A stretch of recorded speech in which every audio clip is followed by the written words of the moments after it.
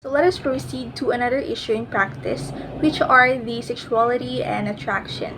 So sexuality and attraction are essential dimensions of the human life that shape our emotions, identity, and interpersonal relationships. So understanding how the social, ethical, and emotional challenges related to sexuality and attraction affect. So sexuality and attraction. Human sexuality refers to the people's sexual interests in an attraction to others. So sexuality is all about who you're attracted to and how you express that attraction. It's personal and can change over time, and there's no right or wrong way to feel it.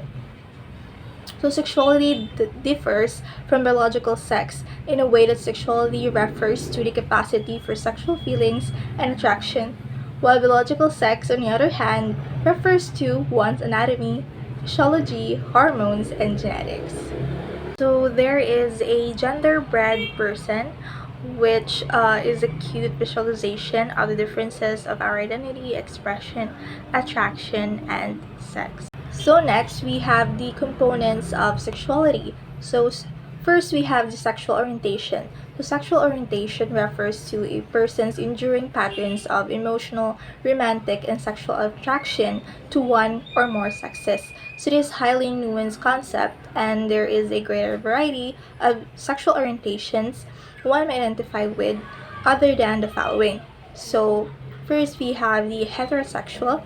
So these are the attraction to the opposite gender or sex, homosexual, attraction to the same gender or sex, bisexual, attraction to both genders or sexes, pansexual, attraction to people regardless of gender or sex. Asexual, little or no attraction towards any gender or sex.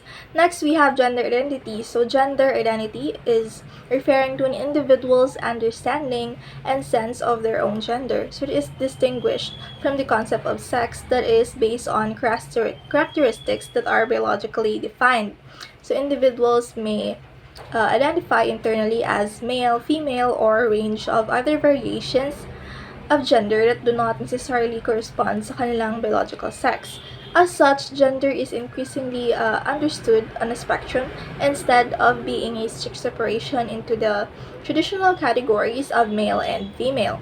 So next we have gender dysphoria, which is when an individual's assigned sex does not match their internal sense of gender. So some experience gender dysphoria. There may be a strong, lasting feelings of discomfort with one's biological sex, and this sense of incongruency affects their other aspects of their life. So, yet, it is important to note that not everyone struggling with their gender identity experiences these feelings of unease. So, gender dysphoria is a diagnosable disorder, and if you suspect that you or someone you know may be experiencing it, consultation with a professional is encouraged. So next we have sexuality and mental health. So people whose sexual orientation or gender identity differs from what is traditionally accepted may be particularly vulnerable to mental health issues. So these includes an increased risk of depression, anxiety, societal ideation, and self-harming behaviors. So there are many factors that could contribute to this, with external pressures and societal norms often being sources of distress that negatively impact one's mental uh, well-being. So examples of sexuality issues are the discrimination or harassment, fear of being rejected by close ones, a need to suppress or conceal one's true sexual orientation or gender identity, and uh, feeling different or unable to belong. Next, we have coping with sexuality issues and supporting others. So, while dealing with your sexuality can be a difficult experience, there is help that can be sought to make it make it a less stressful process. So, seeking help from mental health professionals could enable you to learn to deal with the obstacles posed by the society you live in and to learn ways to process the internal struggles you're facing. And of course, accepting and supporting others who may be struggling is also vital in reducing the distress they are feeling. And as mentioned above, many of the difficulties individuals face with regards to their sexualities are results of the stigma and the negative attitudes people have towards them. So, greater openness and understanding towards the diverse sexualities of others could thus elevate the detrimental effect of negative attitudes and behavior present in that environment. And it is a way that we can help to lessen their vulnerabilities to mental health issues. Attraction in relationship current issues and counseling. So counselors must recognize and address any sexual attraction toward clients to avoid harm and uphold professional boundaries. So counselors must be keenly aware of any sexual dynamics at play in the counseling relationship. So as human beings, counselors can expect to experience sexual attraction toward the people they work with. And this does not mean they act under attraction or impulses. If left unacknowledged, this could constitute boundary crossings that slip into boundary violations and cause harm to client and the counseling relationship. Instead, ethical counselors can take specific actions to address their feelings and avoid letting them into the counseling relationship.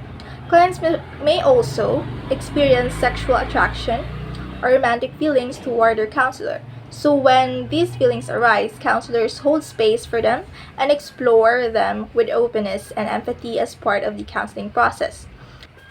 Sexual or romantic relationship with current clients, their family members, or former clients within a specific time frame are unethical and often illegal. So it is essential to differentiate between romantic feelings and sexual attraction and acting on them to pursue a dual relationship with clients. So sexual relationship with clients are always unethical, always cause harm to clients, constitute a boundary violation, and are in some states illegal. Professional ethical codes emphasize maintaining clear boundaries to protect client welfare and prevent violation and preserve the therapeutic relationship. Another is violations of sexual boundaries can severe consequences, including client harm, licensure revocation, and legal or professional penalties. Counselors use supervision, consultation, and ethical decision making models to navigate dilemmas involving attraction or boundary concerns. In conclusion, sexuality and attraction are integral to understanding human behavior and emotional or mental health. For counselors, addressing these topics requires an open minded, ethical, and inclusive approach grounded in professional competence and empathy. So, by fostering a safe and affirming therapeutic environment, counselors can empower clients to explore their identities, embrace authenticity, and develop a healthy relationship. So, let us be the reason someone feels accepted, not erased. So, that would be all on my part. Thank you.